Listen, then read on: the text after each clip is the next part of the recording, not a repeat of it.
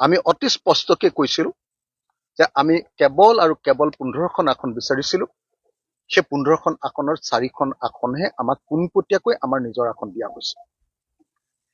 আনহাতে কংগ্ৰেছৰ লগত 4খন বন্ধুত্বমূলক ফ্ৰেণ্ডলি কণ্টেষ্ট কৰাৰ কাৰণে তেওঁলোকে সন্মতি দিছে আৰু 4-4 8 হ'ল আৰু 5খন আসন তেওঁলোকে আমাক তেওঁলোকৰ বাছনিৰ পৰা জাপি দিছে। গতিকে এইটোতো কমপ্লিটলি অগণতান্ত্ৰিক কথা এটা। যি 13খন আসন সামান্য আসন 126খনৰ ভিতৰত যি 15খন আসন আমি বিচাৰিছিলোঁ তাৰে 13খন তেওঁলোকে দিব খুজিছিলে, তাতো তেওঁলোকৰ চইচৰহে আমাক বস্তুখিনি দিব খুজিছে।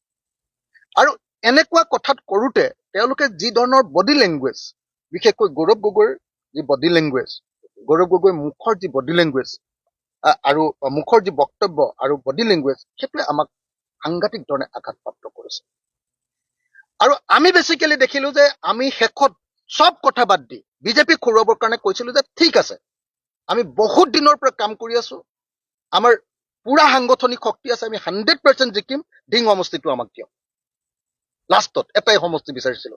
এই গোটেইখিনি কথা বতৰাৰ পাছত ডিং সমষ্টিটো আমাক তেওঁলোকে মিত্ৰতাত দিব খুজিছে, কি কয় ফ্ৰেণ্ডলি দিব খুজিছে, আমি কৈছো চিধাকে দি দিয়ক, তাৰ পাছতে আমি সকলো কথা মানি ল'ম, আন সকলো চৰ্ত মানি ল'ম আপোনালোক।